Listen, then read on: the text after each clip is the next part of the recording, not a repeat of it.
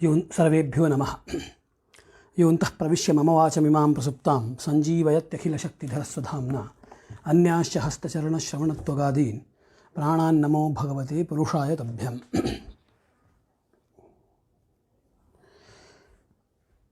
संस्कृतं भारतम् इत्यस्मिन् आमुखपटले पुनरेकवारं भवतां समेषां सिद्धान्तशिरोमणेः कक्षायां हार्दं स्वागतम्।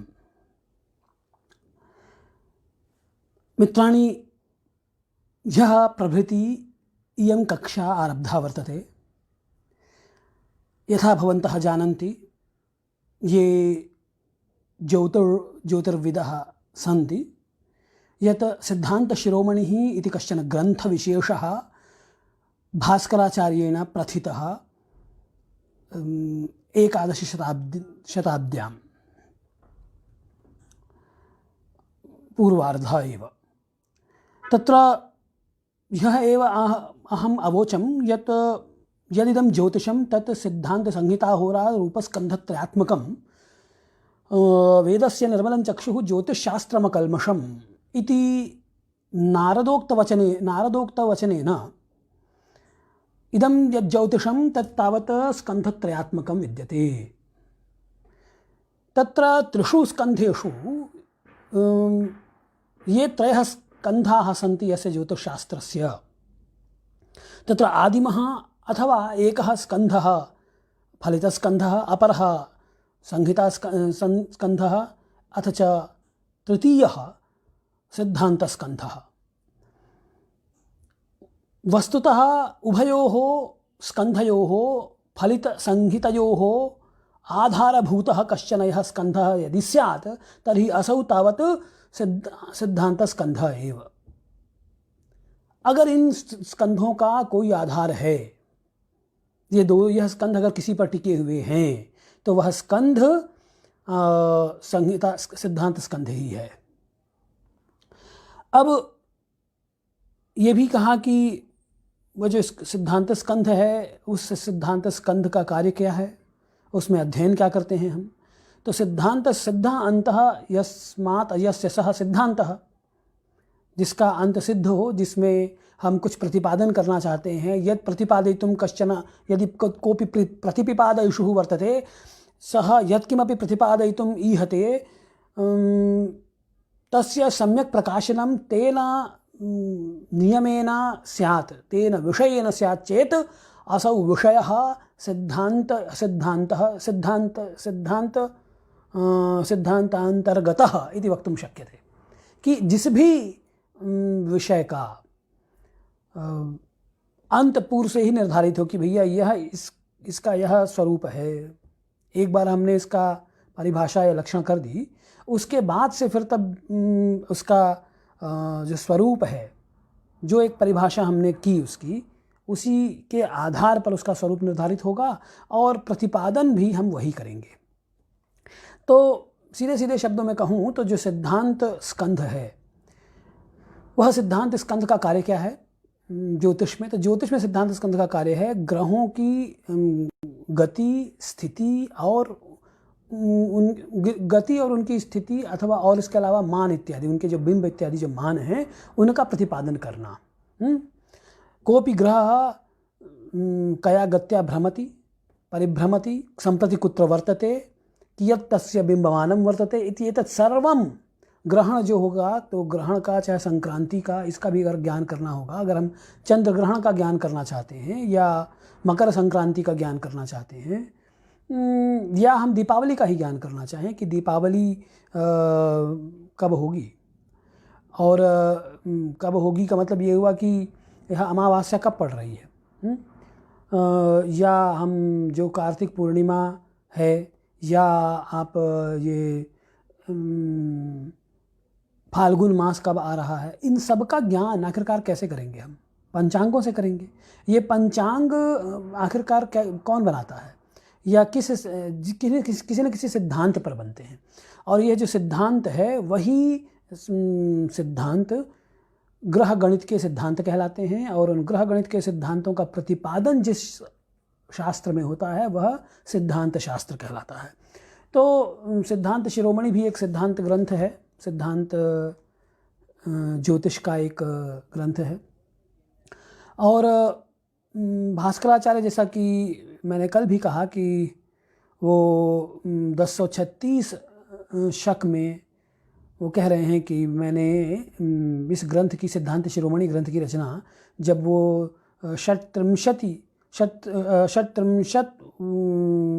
वयसी 36 वर्ष में उन्होंने इसकी रचना कर दी। ठीक, तो अब इस ग्रंथ में यह मंगलाचरणं विहितम् अस्माभिः अद्य अग्रे गम्यते। वदति आचार्यः पूर्वाचार्याणां प्रशंसनं सविनियमाः। अत्र वासनाभाष्यमपि अस्ति, वासनावार्तिकमपि अस्ति। वासनाभाष्यं तु तावत् तस्य सिद्धान्त भास्कराचार्यस्यैव वर्तते। भास्कराचार्य ने ही उस पर कमेंट्री एक लिखी अपने ही ग्रंथ पर और सिद्धांत शिरोमणि पर, और वो जो ग्रंथ की कमेंट्री लिखी उसका नाम उन्होंने वासना दिया। और उस भाष्य पर कुछ वार्तिक लिखे हैं, कुछ उन पर कहीं कहीं जो नोट्स जो लिखे गए हैं उनको वार्तिक कह रहे हैं। और यह जो वार्तिक है ये नृसिंह दैवज्ञ ने लिखी है, ये वार्तिक। ठीक, तो इसलिए वासना नाम से दो है, एक वासना भाष्य और एक वासना वार्तिक।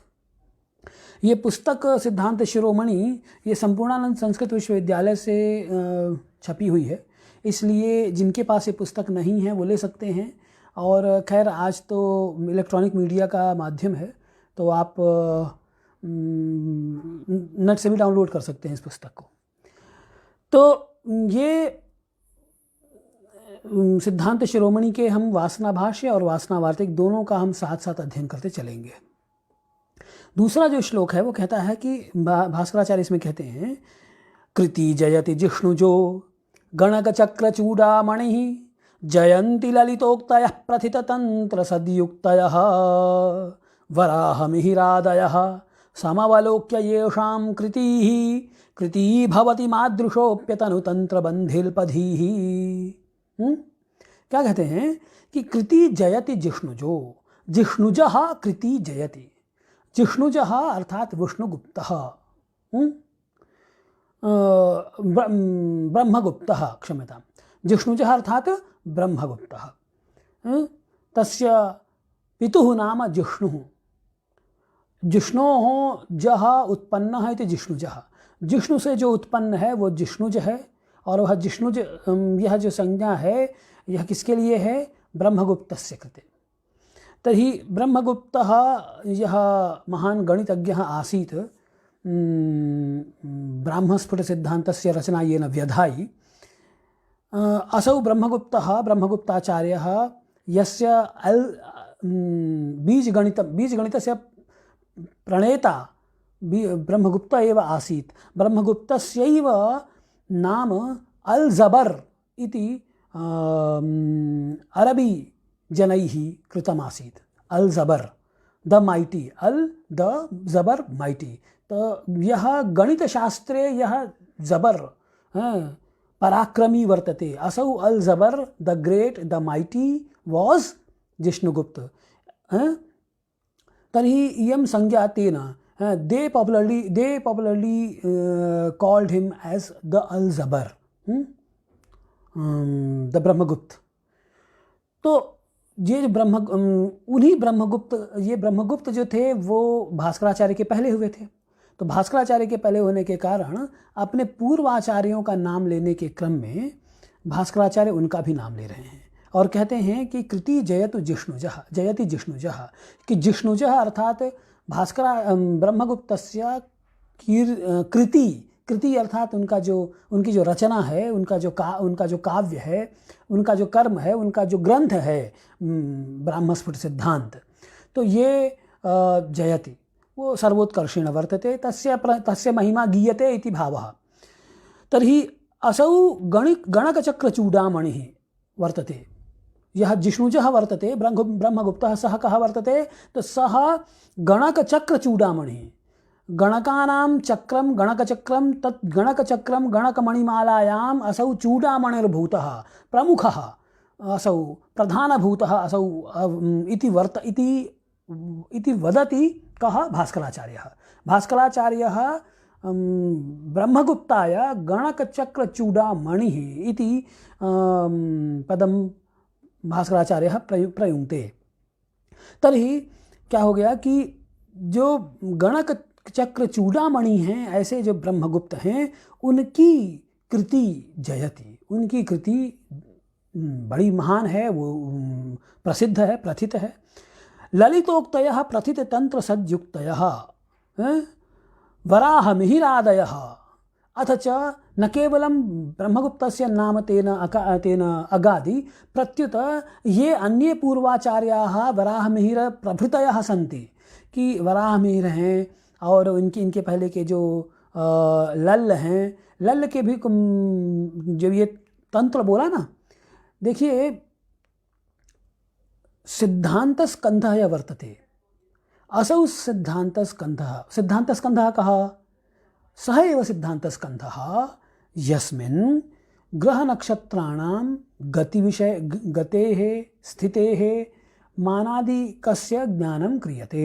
ठीक, उसका हम जिसमें ज्ञान करते हैं वो हो गया, वो क्या हो गया? वो हो गया आपका सिद्धांत स्कंध। अब इस सिद्धांत स्कंध में भी 3 हैं, लेवल हैं, तो प्राइमरी लेवल, सेकेंडरी लेवल और हाईएस्ट लेवल। ठीक है, तो जो प्राइमरी लेवल है, उस प्राइमरी लेवल को आप बोलते हैं करण, उसको क्या बोलते हैं? करण। जो सेकेंडरी लेवल है उसे तंत्र बोलते हैं, और जो हाईएस्ट लेवल है उसे हम क्या बोलते हैं? सिद्धांत। इस सिद्धांत स्कंध में भी 3 भेद हैं। एक हो गया करण, एक भेद, दूसरा भेद है तंत्र, और तीसरा भेद हो गया क्या? सिद्धांत। ये 3 भेद हैं। अब ये इन भेदों का आधार क्या है? तो जब हम ग्रहों की कैलकुलेशन, यदा ग्रहस्य गणना कस्माचित् शक वर्षात क्रियते, किसी शक काल से, जैसे मान लीजिए कि 1442 शक से ग्रह लाघव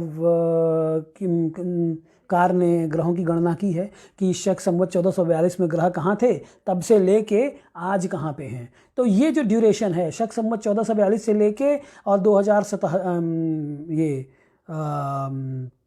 इस समय जो वर्तमान शक संवत चल रहा है, तब तक का जो काल है, ये कालखंड, इतने कालखंड में ग्रह की गति कितनी हुई है, इसका जो गणना हम करते हैं, तो इसे हम बोलते हैं करण ग्रंथ। बाद के परवर्ती जो हैं सर्वानंद करण है, चाहे ये आपका केतकी ग्रह गणित है, ये और भी बाद के हैं, तो इसलिए ये और भी परवर्ती शकों को उन्होंने लिया है। तो जो टाइम स्पैन है, ये टाइम स्पैन और भी कम हो जाएगा। ग्रह लाघव का बड़ा है टाइम स्पैन, उससे कम सर्वानंद करण का, उससे कम इवन कर्ण कुतूहल जो कर्ण ग्रंथ है, यह कर्ण ग्रंथ जो कर्ण कुतूहल नाम से है, ये भी भास्कराचार्य के द्वारा रचित है। तो उसमें भी भास्कराचार्य ने इष्ट शक से ग्रह की गणना की है। तो जब हम इष्ट शक से ग्रह की गणना करेंगे, ग्रह का आकलन करेंगे, ग्रह के गति स्थिति इत्यादि का आकलन करेंगे, उसे हम कर्ण ग्रंथ बोलते हैं। जब हम, तो ये तो हो गया प्राइमरी लेवल। प्राइमरी लेवल हमने क्यों कहा? क्योंकि इसमें जो कालखंड है छोटा है, 400, 500, 600, 700, 800, 1000, 1200 वर्षों तक का कालखंड है ये। ठीक, इसी के बीच में आपको ग्रह की गति इत्यादि का ज्ञान करना है। जब हम किसी युग से ग्रह की गणना करते हैं, तो वो हो गया, उसे हम बोलते हैं सेकेंडरी लेवल का, जिसे हम तंत्र कहते हैं।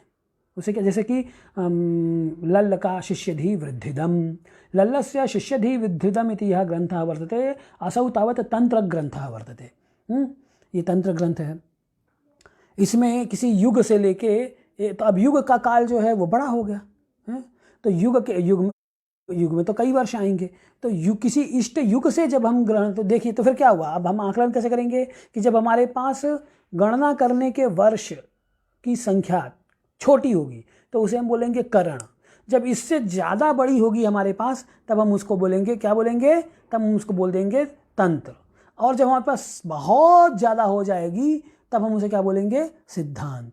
यानी कि कल्प से ग्रह की गति का साधन, ग्रह की गति और स्थिति का ज्ञान करें। अगर हम एक कल्प में प्रत्येक ग्रह कितना चल रहा है, तो आज कहाँ पे होगा, इस तरीके का मैथमेटिक्स जब हम करते हैं, तो ये मैथमेटिक्स जिसमें होता है, जिस सिद्धांत स्कंध के जिस शाखा में होता है उसे हम सिद्धांत कहते हैं। जैसे जैसे सूर्य सिद्धांत हो गया, जैसे आपका ये सिद्धांत शिरोमणि है, तो सिद्धांत शिरोमणि संज्ञकः यः ग्रंथः विद्यते अस्मिन् ग्रंथे कल्पात् आरभ्य वर्तमान दिनं यावत् गणना विहिता वर्तते।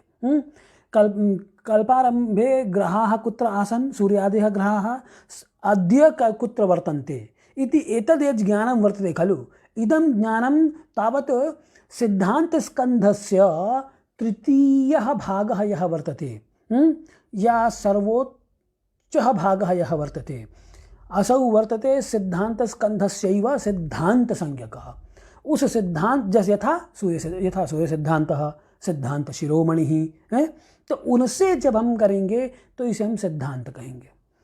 अच्छा, ये मैं ऐसा क्यों कह रहा हूँ, इतना सभी बातें मैंने क्यों की, क्योंकि यहाँ इन्होंने एक बोला है प्रथित तंत्र सदयुक्तयः। अब देखिए, प्रथितम तंत्रम इति प्रथित तंत्रम, प्रथितम अर्थात प्रसिद्धम, तंत्रम तंत्रम इति पदं वर्तते खलु। तर्हि तंत्रम इति पदस्य व्याख्यायामेव एतावत् मया अभाषे यत् तंत्रसंज्ञकं यत् या शाखा विद्यते सिद्धान्तस्कन्धस्य उपभेदः वर्तते। अस्मिन् उपभेदे कस्माच्चित् युगात् आरभ्य, एकस्मात् युगात् आरभ्य वर्तमानदिनं यावत् यदा ग्रहस्य गणना विधेया वर्तते, तर्हि सा गणना तु तंत्र इति उपभेदेनैव कर्तुं शक्यते। इदं तंत्र इति संज्ञकः यः उपभेदः वर्तते खलु, तत्र कश्चन प्रथितः ग्रंथः विद्यते, कस्य, लल्लस्य, लल्लाचार्यस्य। लल्लाचार्येण एकः तंत्रग्रंथः आलेखी, असौ वर्तते शिष्यधिवृद्धिदम्। शिष्यधिवृद्धिदम् इति संज्ञकः यः तंत्रग्रंथः वर्तते, असौ तंत्रग्रंथः सिद्धान्तस्कन्धस्य तंत्र उपभेदे परिगण्यते। ठीक है, उसको हम किसमें गणना करेंगे, तंत्र में हम उसकी गणना करेंगे। ठीक, बात समझ में आ गई। तो वो इन्होंने ये बोला कि प्रथित तंत्र, कि प्रथित है, प्रसिद्ध है तंत्र जिनका, किनका तंत्र प्रसिद्ध है, तो लल्लाचार्य का तंत्र प्रसिद्ध है। लल्लाचार्य का तंत्र, तो मैं इसीलिए तंत्र शब्द जब मैंने बार बार जब कह रहा हूँ, तो तंत्र का मतलब आपको शाक्त आगम चाहे शैवागम में नहीं जाना है, चाहे वैष्णव आगम में नहीं जाना है आपको। आप यही तंत्र का मतलब सिद्धांत ज्योतिष का की ही एक उपभेद। वह उपभेद क्या है, वैसा उपभेद है जिसमें हम किसी युग से वर्तमान दिन तक के ग्रह की गति इत्यादि का आकलन करते हैं, जैसे कि इस लल्ल का शिष्यधिवृद्धिदम्। तो उसी की वो बात कर रहे हैं कि प्रथित तंत्र प्रथितम तंत्रम इति प्रथित तंत्रम, तर्हि प्रथित तंत्र सदयुक्तयः, प्रथित तंत्र प्रथितेषु तंत्रेषु। अच्छा, यहाँ तंत्र शब्द से तंत्र भी ले लिया और अन्य भी ले लिया उन्होंने, करण भी ले लिया, सब ले लिया। तो प्रथित तंत्रादिषु इति वक्तुं शक्यते। तो प्रथित तंत्रादिषु याः सदुक्तयः गदिताः सन्ति, उसमें जो सदुक्तियाँ कही गई हैं, सदुक्तियों का क्या मतलब हुआ, सदुक्तियों का मतलब हुआ सुंदर सुंदर युक्तियाँ, डेरिवेशंस, उपपत्तियाँ जिनमें कही गई हैं। तो प्रथित तंत्र सदयुक्तयः वराह, तो प्रथित तंत्र सदयुक्तयः अर्थात प्रथित तंत्र और सदयुक्तियों वाले, सदयुक्ति प्रथित तंत्र करण इत्यादि में सदयुक्तियों को कहने वाले, ये अर्थ हो जाएगा किसका, प्रथित तंत्र सदयुक्तयः। प्रथितेषु तंत्रादिषु याः सदुक्तयः उक्ताः सदुक्तयः यैः ते प्रथित तंत्र सदयुक्तयः वराहमिहिरादयः। अब यहाँ वराहमिहिर इत्यादि की बात कर दी उन्होंने कि वराहमिहिर इत्यादियों के द्वारा जो तंत्र करण इत्यादि ग्रंथों की रचना की गई है, उनकी भी रचनाओं को उनकी भी जो ललित उक्तयः, जो ललित उक्तियों वाली हैं, वो सारी की सारी रचनाएं कैसी हैं? ललिता उक्ति ही येषु विद्यते। अथवा हाँ ठीक है, ललित उक्तियाँ जिनमें हैं, ऐसी जो कृति हैं, कृति ही जयंती, उनकी भी जय होवे। यः गणकचक्रुचूडामणिर्विजिष्णुजः ब्रह्मगुप्तः वर्तते तस्य कृतिः अपि जयति। ये च वराहमिहिरादयः प्रथिततन्त्रसद्युक्तयः वर्तन्ते तेषां याः कृतयः तेषां कृतिः ताः अपि जयन्तु। वो भी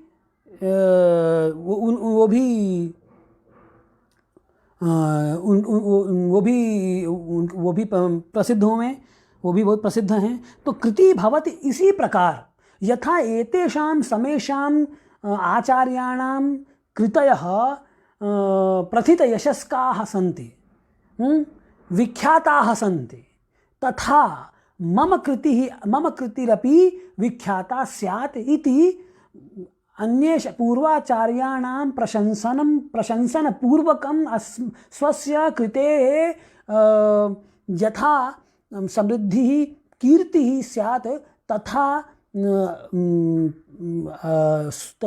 स्तुतिं करोति, सविनयं स्तुतिं करोति असौ भास्करः। कि जिस प्रकार से मुझसे पूर्व के आचार्यों की कृतियाँ प्रसिद्ध हुई हैं, प्रसिद्ध हुई हैं, खूब यश को प्राप्त हुई हैं, अच्छी बात है, उनकी कृतियाँ यश को प्राप्त होवें, ठीक उसी प्रकार से मेरी कृति जो है, जो मैं अभी रच रहा हूँ, यह भी यश को प्राप्त करे। ठीक। कृति भवति मादृशोपि, मादृशः, मादृशः कहने से अपने को उन्होंने भास्कराचार्य ने ब्रह्मगुप्त, वराहमिहिर इत्यादि से अपने को छोटा बताया है कि तेषां वराहमिहिर, ब्रह्मगुप्त, वराहमिहिर आदीनां कृतिः यथा जयन्ति तथैव मादृशः अल्पधियः अपि कृति वो भी सर्वोत्कर्षेण भवेत्, वो भी उसकी भी प्रशंसा हो, कीर्तिम आपनुयात् मम कृतिः अपि। ठीक। तो कृति भवति मादृशः अपि अतनुतंत्रबंधेल्पधीः। अब वो क्या कहते हैं? मादृशः अल्पधीः, देखिए स्वयं को कह दिया कि मादृशः अल्पधीः, मुझ जैसे कम बुद्धिमान व्यक्ति की, उनकी तुलना में क्व वराहमिहिरः क्व ब्रह्मगुप्तः तदपेक्षया तु अहम् अल्पधीः। तर्हि मादृशस्य अल्पधियः कृति अपि तथैव कीर्तिं समाप्नुयात् इति भावः। ये ऐसा भाव करते हैं कि मादृशः अल्पधीः कृति अपि भवति, तथा उस प्रकार की कृति मेरी भी होवे। अतनुतंत्र बंधे। ठीक। कि अतनुतंत्र का बंधे अर्थात प्रबंधे, ग्रंथे हैं कि और अतनुतंत्र मतलब कि जिसमें तंत्र नहीं है, यानी कि तंत्र रहित। तो तंत्र रहित मतलब कि सिद्धांत, तंत्र रहित का मतलब क्या हुआ कि यद्यपि, अच्छा अब देखिए, अतनुतंत्र बंधे कहने से उन्होंने यह भी बता दिया कि अयि भो मान्याः श्रोतारः पाठकाः तेषां तु समेषां ये ग्रंथाः सन्ति ते तु तावत् तंत्रग्रंथाः सन्ति हैं, किंतु मादृशः मम तु तावत् तंत्ररहितः सिद्धान्तग्रन्थः वर्तते, नाम महत्तमं कार्यं मया आरभ्यते इति कथनस्य भावः। तर्हि सविनयं सः बुद्धेः अपि प्रयोगं करोति, विनयपूर्वकं, कि तेषां समेषां तु तन्त्रादयः खलु, यथा तेषां समेषां तन्त्रादिग्रन्थानां कीर्तिः वर्तते तथैव ममापि यः ग्रन्थः विद्यते, प्रबन्धः, बन्धः विद्यते। कः बन्धः? सिद्धान्तशिरोमणिसंज्ञकः। सः कः? सः कीदृशः कथं विधः वर्तते? तर्हि उच्यते कि अतनुतन्त्रबन्धः, कि यस्मिन् बन्धे, यस्मिन् ग्रन्थे तन्त्रस्य प्रयोगः नास्ति, जिसमें तंत्र का प्रयोग नहीं किया गया। तंत्र का मतलब कि हमने किसी युग से नहीं लिया है, बल्कि तदपेक्ष प्रत्युत कल्पात आरभ्य यत्र गणना विहिता वर्तते असौ अतनुतंत्र बंधे अहम प्रवृत्तः अल्पधीः तर्हि मम कृति अपि जयतु इति भावः। मेरी भी कृति का जय हो। अब फिर कहते हैं, अब अगला श्लोक देखिए। कृत्वा चेतसि भक्तितो निज गुरोः पादारविंदम ततो लब्ध्वा बोधलवं करोति सुमति प्रज्ञा समुल्लासकं सद्वृत्तं ललितोक्ति युक्तममलं लीलावबोधं स्फुटं सत्सिद्धांत शिरोमणिं सुगणक प्रीत्यै कृति भास्करः। क्या कहते हैं कि सुगणक प्रीत्यै, ये सुगणकाः सन्ति प्रगल्भाः। सुगणकः अर्थात सम्यक्तया गणनां यः करोति सः सुगणकः। तर्हि गणकः अर्थात अत्र ज्योतिर्वित्। ज्योतिर्वित् यः ज्योतिर्विद् वर्तते खलु सः गणकः एव। गणनां यः प्रगल्भः, गणनां यः प्रवीणः स एव गणकः, स एव ज्योतिर्विद्। अनेन कः भावः कि आज के ज्योतिषियों, कई जो ज्योतिषी होते हैं जिनको मैथमेटिक्स और सिद्धांत इत्यादि से कोई मतलब नहीं होता है, वो पहले के समय में ज्योतिषी नहीं कहलाते थे, बल्कि ज्योतिषी कौन था? जिसकी मैथमेटिक्स, जिसकी फिजिक्स, एस्ट्रोनॉमी जिसकी एकदम पक्की हो, बढ़िया हो, मजबूत हो, वही गणक कहलाता था। और गणक ही ज्योतिषी है। चाहे वो काल की गणना करे कि किस समय हमारा काल अच्छा आएगा या नहीं आएगा, अशुभ काल होगा कि शुभ काल होगा, अथवा वो चाहे काल विशेष की गणना करे, जो भी करे, तो गणक का मतलब हुआ ज्योतिषी। तो कहते हैं सुगणक प्रीत्यै, सुगणकानां प्रीत्यै मोदाय, सुगणकानां ज्योतिर्विदां मोदाय प्रमोदाय, उनकी प्रसन्नता के लिए सत्सिद्धांत शिरोमणिम भास्करः कृति, इयं कृति या विद्यते भास्करस्य। ये जो भास्कर की कृति है उसका नाम क्या है? सिद्धांत शिरोमणि। तो सत सिद्धांत शिरोमणि है कि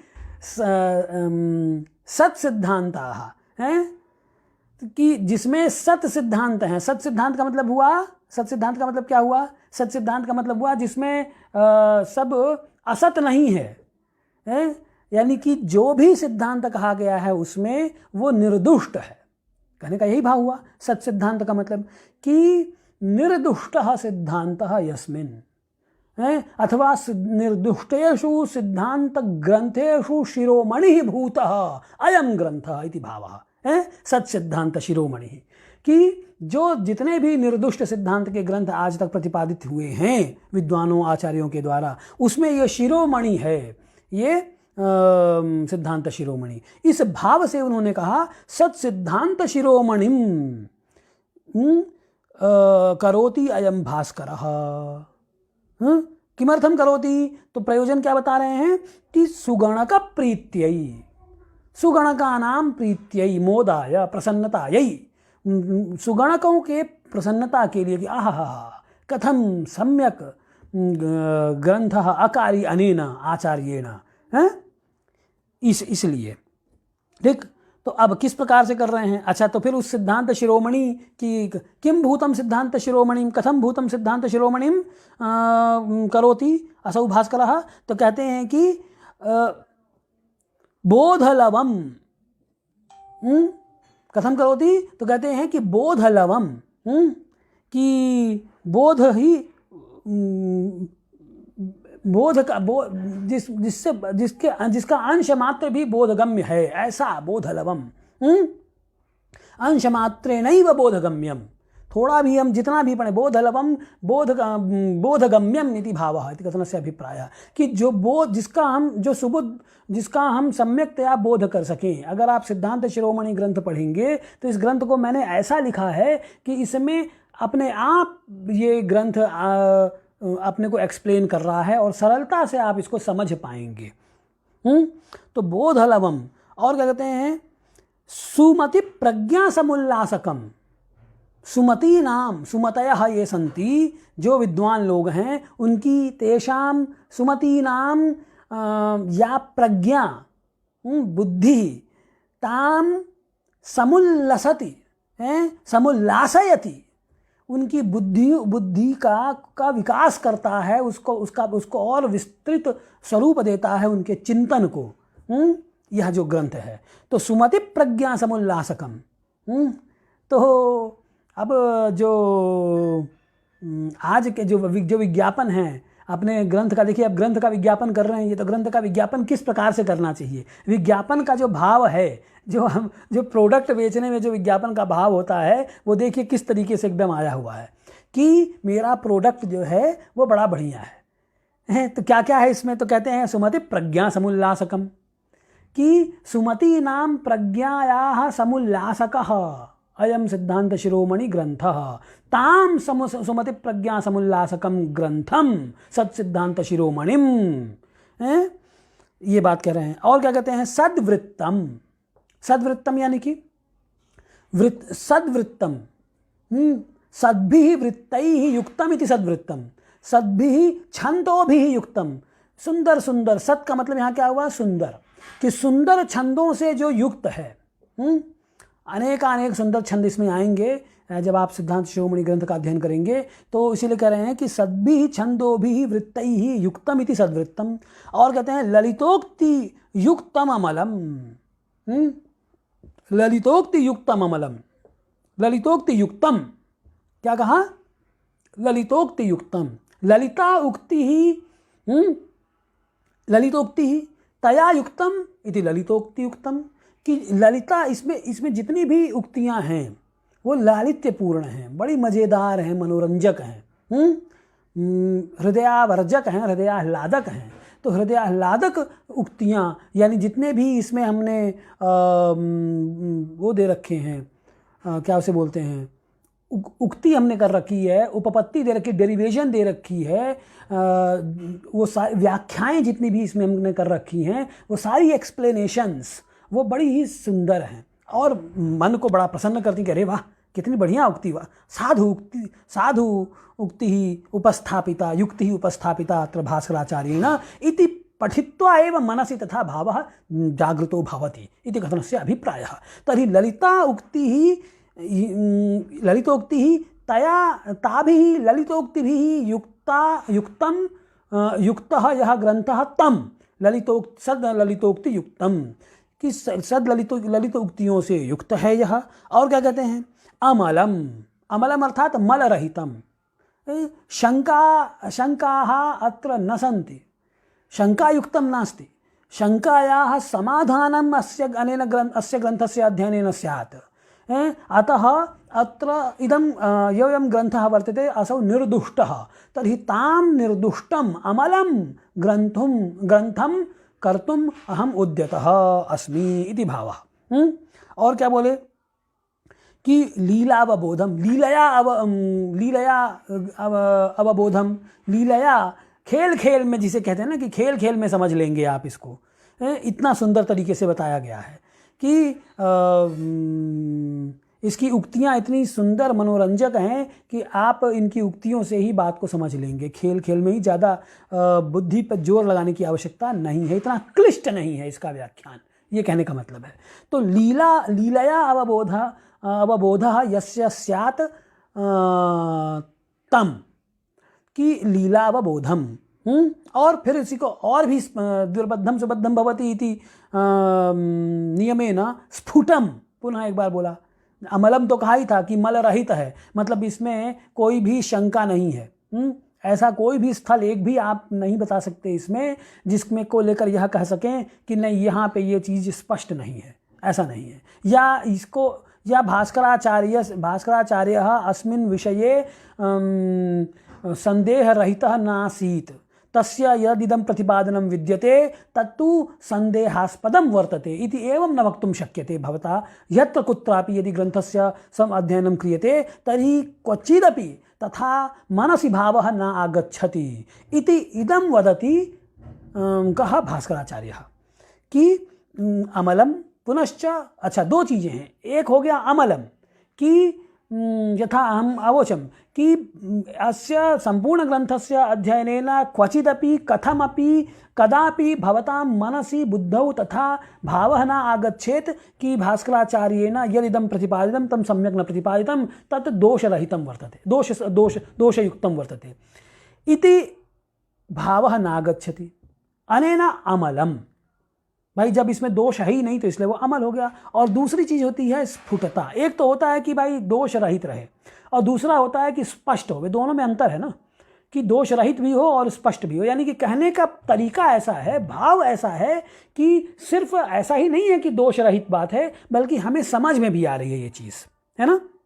तो इस प्रकार से पाठक जब पढ़ेगा तो उसको वो चीज़ एकदम क्रिस्टल क्लियर होगी, स्फुट जिसे आप कहते हैं। तो इसीलिए वो कह रहे हैं कि न केवलम अमलम लीलया अवबोधम प्रत्युत स्फुटम अपि वर्तते सत्सिद्धांत शिरोमणिम कृत्वा। अच्छा, ये मैं इसको सत्सिद्धांत शिरोमणिम करोति, करोति देखिए पद आया है ना शब्द, कृत्वा चेतसि भक्ति तो निज गुरोः पादारविंदं ततो लब्ध्वा बोधलवम करोति। करोति है तो किम करोति, तो सिद्धांत शिरोमणिम सत्सिद्धांत शिरोमणिम करोति। कह करोति, भास्करः करोति।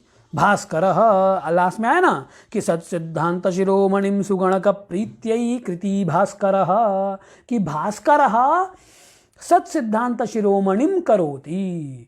हैं कथम भूतम सत्सिद्धांत शिरोमणिम, तो कहते हैं सुमति प्रज्ञा समुल्लासकम सद्वृत्तम ललितोक्तियुक्तम अमलम लीलावबोधम स्फुटम। कितने हो गए, कितने विशेषण दे दिए, देखिए सद सुमति प्रज्ञा समुल्लासकम सद्वृत्तम ललितोक्तियुक्तम अमलम लीलावबोधम और स्फुटम।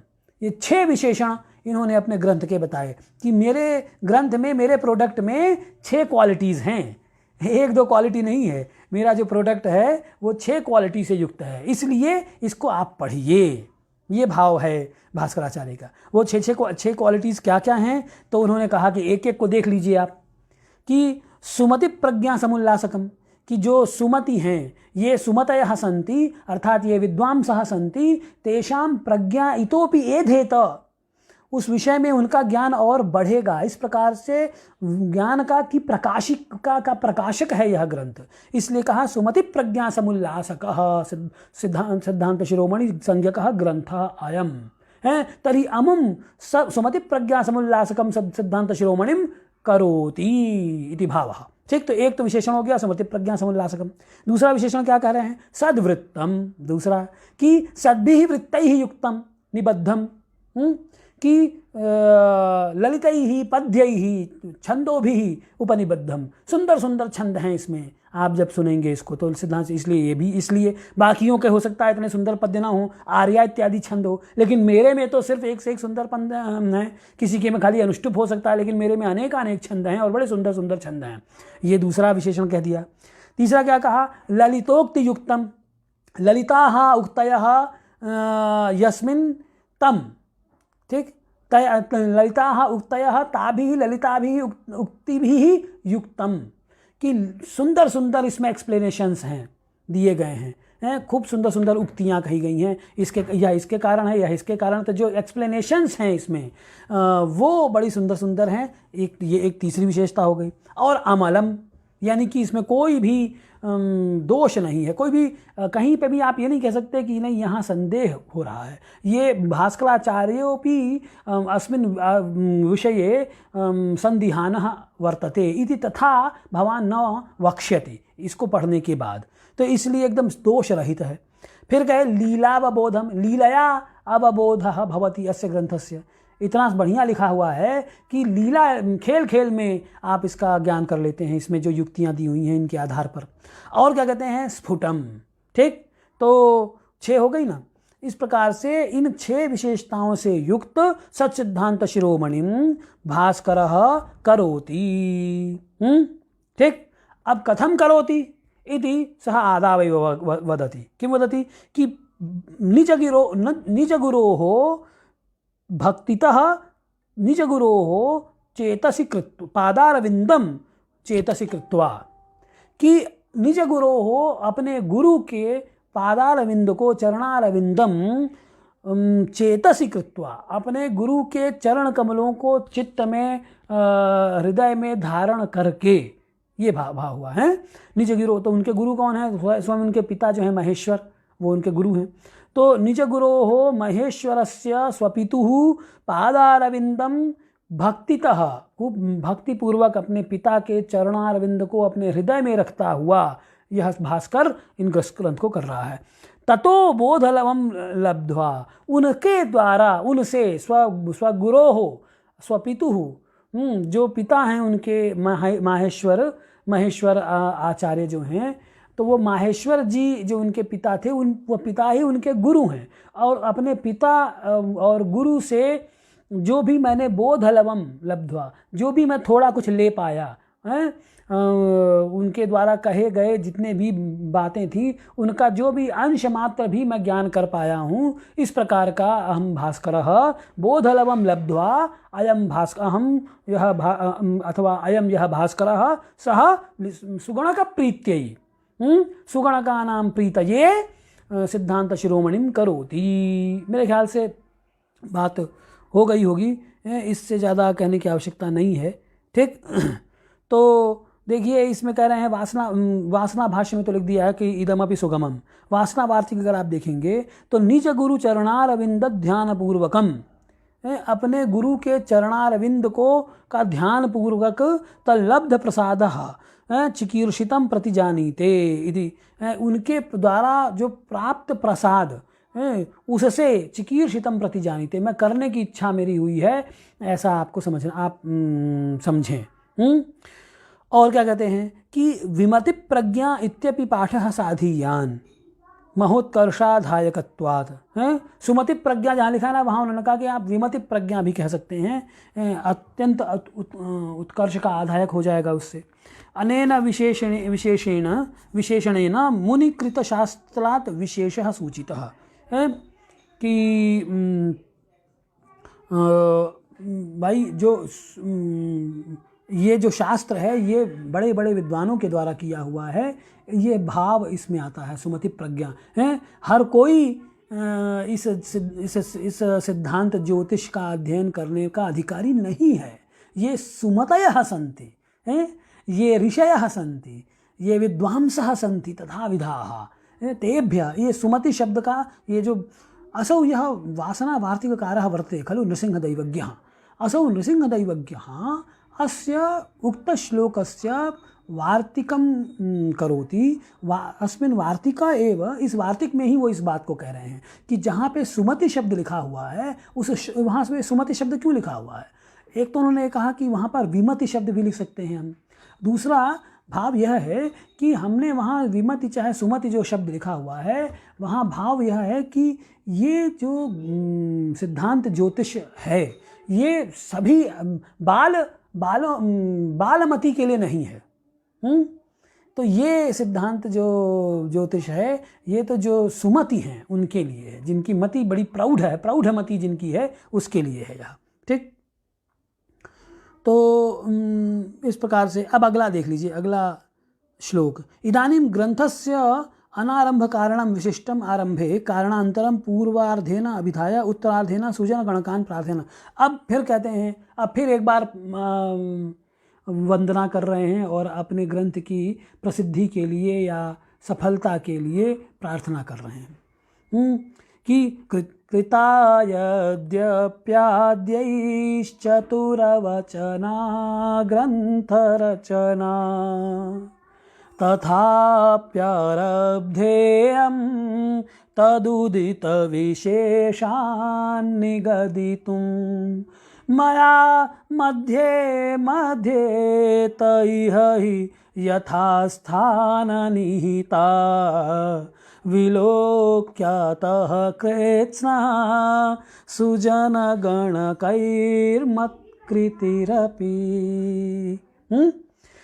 देखिए कहते हैं कि ठीक है, पूर्वाचार्यों ने भी ग्रंथों की रचना की है, लेकिन उसके अलावा मेरी रचना को भी देख लिया जाए। मैं ये नहीं कहता कि ये ग्रंथाः पूर्वाचार्यैः रचिताः ते तान् ग्रंथान् भवान् मा पश्यतु, अथवा तान् ग्रंथान् उज्झित्वा मम ग्रंथं पश्यतु, अथवा ते ग्रंथाः न तथा विधाः शास्त्र प्रौढित्वम् उपयान्ताः सन्ति, तथा सः न वदति। किं वदति? कृता यद्यप्याद्यैः, आद्यैः। पूछा किसी ने कि भाई जब आप कह रहे हैं कि वराहमिहिर और इत्यादि जो लल इत्यादि जो हैं और ब्रह्मगुप्त इत्यादि जो हैं, आर्यभट्ट, ये इन लोगों ने जब ग्रंथ आप स्वयं कह रहे हैं कि इन्होंने रचना कर दी है, तर्हि भवान् किमर्थं पुनः रचयति इति प्रश्नः। तर्हि तस्य प्रश्नस्य समाधानं कर्तुं चेष्टते असौ भास्कराचार्यः। किं वदति कि साधु सम्यक् अभाषि, इदं सत्यं वर्तते यत् ब्रह्मगुप्त वराहमिहिर ब्रह्मगुप्त आर्यभट्ट प्रभृतिभिः आचार्यैः ग्रन्थाः कृताः यद्यपि आद्यैः आचार्यैः ग्रन्थरचना कृता वर्तते, पुनश्च ते ग्रन्थाः कथं सन्ति तो कह रहे हैं कि चतुरवचना। देखिए, पुराने अपने आचार्यों के ग्रंथों का सम्मान कर रहे हैं, कह रहे हैं कि ऐसा नहीं कि उन्होंने बकवास लिखा है। इस प्रकार का जो अहम भाव है ये भास्कराचार्य में बिल्कुल नहीं है। देखिए कितना बड़ा पंडित, और वो अहम भाव रहित होके कह रहा है कि चतुरवचना ग्रंथ रचना कृता। तेषु ग्रंथेषु यद वचनम वर्तते तत्सर्वं चतुरयुक्तिपूर्णम वर्तते, युक्तियुक्तम अस्ति। उसमें जितनी भी युक्तियां हैं वो बड़ी ही सुंदर हैं और एकदम चतुर युक्तियां हैं, बड़े बढ़िया तरीके से उनका एक्सप्लेनेशन किया गया है। दैट ऑल आर रेशनल, इनका ये कहना है, वो सब के सब बड़े तर्कपूर्ण हैं। तो कहते हैं कृता यद्यपि आद्यैः आचार्यैः चतुरवचना ग्रंथ रचना कृता वर्तते। साधु हम स्वीकरोमि, तथापि इयम् आरब्धा मया, कि मया तथापि इयम् आरब्धा यद्यपि पूर्वाचार्यैः चतुरवचना ग्रंथ रचना कृता वर्तते। मैं ये मानता हूँ, अहम तथा भावयामि, चिंतयामि यत् आचार्यैः पूर्वाचार्यैः याः रचनाः विहिताः ताः सर्वाः अपि चतुरवचनाः, उन सब में कुछ न कुछ सुंदर सुंदर उक्तियां कही गई हैं। तथापि आरब्धा इयम मया इयम आरब्धा, ये जो कृति है ये मेरे द्वारा आरंभ की गई है। हैं? किस लिए की गई है? अब देखिए, बुद्धि देखिए यहाँ पे आचार्य की। तदुदित विशेषान् निगदितुम, कि पूर्वाचार्याणाम ये यहाँ विशेषोक्तयः सन्ति, उन पूर्वाचार्यों की जो विशेष उनकी जो उक्तियां हैं, जहाँ जिसकी उक्ति बढ़िया है प्रसंगवशात, उन उक्तियों की विशेषताओं को कहने के लिए मैं ये कह रहा हूँ। देखिए, तदुदित विशेषान्, तत् अर्थात तत् इति पदेन पूर्वाचार्याणां ग्रहणं भविष्यति, कि तत् अथवा उन पूर्वाचार्यों के द्वारा किए गई जो ग्रंथ हैं, उन ग्रंथ अथवा उन रचनाओं में जो उदित कथिताः विशेषाः, कि जो उनके द्वारा विशेष भाव उसमें कहे गए हैं, तान उदित विशेषान कथित विशेषान निगदितुम कथयितुम इयम आरब्धा यद्यपि तैहि उक्ता तथापि मया आरब्धा यतो हि तेषां पूर्वाचार्याणां ग्रंथेषु याः विशिष्टोक्तयः सन्ति तासां उक्तीनां विशेषतां निगदितुं, प्रसंगवशात् विशेषतां निगदितुम् अयं ग्रंथः इयं रचना मया विधीयते इति भावः। और क्या कहते हैं? इतना ही नहीं कि उन विशेषताओं को मैं कहूँगा, फिर मया मध्ये मध्ये इह हि यथा स्थान निहिता, कि उन ए का लोप हो गया यहाँ पे, ते में ए का, तो ते विशेषाः पूर्वाचार्योक्ताः विशेषाः ये सन्ति ते विशेषाः यथास्थान निहिताः मया, कि प्रसंगवशात् यत्र यत्र अपेक्षा वर्तते तत्र तत्र पूर्वाचार्याणां याः विशेषोक्तयः तासां विशेषोक्तीनां तेषां विशेषाणाम् अपि मया समायोजनम् अस्मिन् ग्रन्थे प्रसंगवशात् यथोचितावसरे कृतं वर्तते। माने उनके ग्रंथों की विशेषताओं को भी आप यहाँ समझ सकते, देख सकते हैं इस ग्रंथ में। जिस ग्रंथ को मैं रच रहा हूँ उसमें जहाँ जहाँ आवश्यकता मुझे लगी है वहाँ वहाँ प्रत्येक आचार्य की क्या विशेषता है उसको मैंने यहाँ पे लिख दिया है यथास्थानम।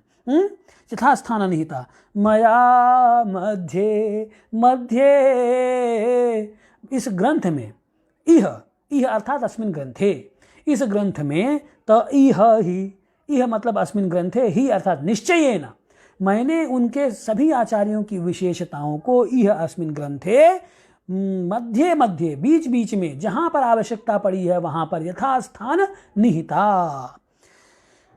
तो मतलब क्या हुआ? मतलब ये हुआ कि भाई और कहीं क्यों जाएं, आप उनकी विशेषताओं को भी जानना है तो इसी ग्रंथ को पढ़ लीजिए ना। इस ग्रंथ को पढ़ेंगे तो उनकी विशेषताओं को तो जानेंगे ही, और प्रसंगवशात मेरे ग्रंथ को पढ़ेंगे तो मेरी विशेषताओं को भी समझेंगे और उनकी विशेषताओं को भी जान जाएंगे। ठीक, तो मया मध्ये मध्ये त इह ही यथा स्थान विहिता विलोक्यातः कृत्स्ना, कि अतः कृत्स्ना विलोक्य, इसलिए हे पाठकगण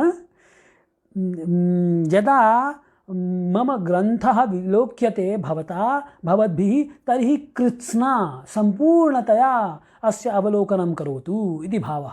कि इस कृत्स्ना यानी कि संपूर्णतया, संपूर्णा, कि पूर्ण रूप से इस ग्रंथ का आप को आप देखें। अतः कृत्स्ना विलोक्य सुजनगणकैः मत्कृतिः अपि, अतः सुजनगणकैः मत्कृतिः अपि कृत्स्ना विलोक्य तथा निर्णयः विधेयः यत् अस्य ग्रंथस्य आवश्यकता आसीत् वा न वा इति भावः। ठीक, कि सुजनगणकैः ये सुजनाः, सुजनश्चासौ गणकश्च इति सुजनगणकः, खाली गणक नहीं बल्कि सुजन भी हो, नहीं तो सुजन नहीं होगा, दुर्जन होगा तो क्या करेगा? अरे नहीं, क्या जरूरत है, सिर्फ खोट ही निकालेगा, सिर्फ निंदा में ही लगा रहेगा। तो उन्होंने कहा कि सुजनश्चासौ गणकश्च इति सुजन गणकः, अथवा उन्होंने कहा कि जो कोई पढ़ रहा है वो सब सुजन ही हैं। ये मम ग्रंथम पठन्ति अवलोकयन्ति ते सर्वेपि सुजनगणकाः, ते सुजनाः अपि सन्ति गणकाः अपि सन्ति। तर्हि सुजनगणकैः कृत्स्ना विलोक्य अत एव अनेनैव हेतुना सुजनगणकैः कृत्स्ना एव मम कृतिः विलोक्य मम कृतिः अपि कृत्स्ना विलोक्य तदा निर्णयः विधेयः यत् मत्कृतिः सुंदरा वर्तते वा न वर्तते, कीर्ति भाजा भविष्यति वा न वा, इसमें इस प्रकार के तत्व हैं कि नहीं हैं जो इसको प्रसिद्ध करेंगे, पढ़ने लायक है कि नहीं है, आपको प्रसन्नता हो रही है कि नहीं हो रही, इत्यादि इत्यादि सारे के सारे भाव उन्होंने इसमें रखे हुए हैं। ठीक, अब ये अंतिम पद्य कह देंगे। फिर उन्होंने कहा कि जब सुजन गणक की बात तो कही दी थी तो उन्होंने कहा कि किम केवलम ये सुजनाः सन्ति ता एव पठिष्यन्ति किम, नहीं तथा तो नास्ति, ये दुर्जनाः सन्ति तेऽपि कदाचित् पठेयुः। तर्हि पुनः वदति भास्करः, किं वदति कि तुष्यन्तु सुजना बुद्ध्वा विशेषान् मदुदीरितान् अबोधेन हसन्तो मां तोषमेष्यन्ति दुर्जनाः। किं वदति कि ये सुजनाः सन्ति, सुजनगणकाः इति उक्तं खलु, तर्हि ये सुजनाः सन्ति जो सज्जन व्यक्ति हैं, वो तो मदुदीरितान् विशेषान् बुद्ध्वा मम ग्रंथे ये विशेषाः याः विशेषोक्तयः मदुक्ताः विशेषोक्तयः सन्ति ताः विशेषोक्तिः दृष्ट्वा, उन विशेषोक्तियों को देख कर जो सुजन है, ये सुजनाः सज्जनाः सन्ति ते तु तुष्यन्तु, आनंदिता भवन्तु, ठीक है, नंदन्तु, वो तो प्रसन्न होंगे कि अरे वाह क्या सुंदर सुंदर उक्तियाँ भास्कराचार्य जी ने लिखी हैं। तो इसीलिए उन्होंने कहा, दोनों का ध्यान था उनको कि सुजन गणकाः न केवलं सुजनाः एव पठिष्यन्ति प्रत्युत ये दुर्जनाः सन्ति तेऽपि पठिष्यन्ति खलु।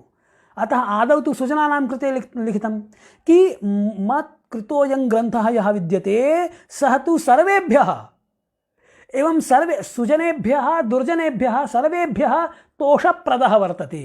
तर्हि सुजनेभ्यः तोषप्रदः कथम् अस्ति, यत् सुजनाः तथा चिन्तयिष्यन्ति कि ओहो हो साधु व्यलेखि भास्कराचार्येण कथं सुन्दरा उक्तिः प्रदत्ता अस्ति अत्र इति ये सुजनाः सन्ति तत् मदुक्तान् विशेषान् बुद्ध्वा अवगम्य सम्यक्तया ज्ञात्वा ते आनन्दिताः भविष्यन्ति। किन्तु तर्हि तेषां तु आनन्दः तथा विधः वर्तते, किन्तु ये दुर्जनाः सन्ति तेऽपि आनन्दिताः भविष्यन्ति। ते कथम् आनन्दिताः भविष्यन्ति कि किं लिखितं तथा विधः मूर्खः अयं भास्कराचार्यः कि इदमपि न जानाति कथं कथं लिखति इति। एवं ते तोषमेष्यन्ति, सन्तोषम् आप्नुवन्ति ये दुर्जनाः सन्ति। अबोधेन हसन्तो माम्, अबोधेन अज्ञात्वैव याः मदुक्ताः विशेषोक्तयः सन्ति ताः अज्ञात्वा अबोधेन, तेषां बोधः नास्ति, अतः अबोधेन कि अरे किं कथं लिखितं, तर्हि इदम् अज्ञात्वा एव कि असौ तु महामूर्खः, किं वदति भवान्, सः किमपि न जानाति इति एवं रूपेण अबोधेन मां हसन्तोऽपि ते तोषमेष्यन्ति।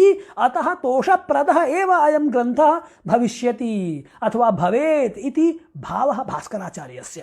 ये सुजनाः तेषां कृते तु हृदयाह्लादकः अयं ग्रन्थः। किमर्थं, यत् मदुक्तान् विशेषान् ते ज्ञास्यन्ति कि आहा साधु उक्तम् आचार्येण, किन्तु ये दुर्जनाः सन्ति ते किम् उक्तं सः महामूर्खः इति एवं तर्जयित्वा तर्जने एव आनन्दिताः भविष्यन्ति। अतः तेभ्यः अपि तोषप्रदोऽयं ग्रन्थः स्यात् भविष्यति वा इति भावः कथनस्य अभिप्रायः। ठीक, तो अद्य एतावता एव अलं स्यात्। अयि भो मित्राणि, सिद्धान्तशिरोमणि ग्रन्थस्य अध्ययनम् अस्मिन् आमुखपटले आरभ्यमाणं वर्तते, आरब्धमस्ति। प्रति बुधवासरे, प्रति सप्ताहं बुधवासरे, गुरुवासरे अथ च शुक्रवासरे एतेषु त्रिषु दिनेषु चतुर्वादनात् 5 यावत् 1 घण्टात्मकम् अध्यापनम् इतः प्रवर्तते। अतः अग्रिमे सप्ताहे पुनर्मिलामः। जयतु संस्कृतं, जयतु ज्योतिषं, जयतु भारतम्।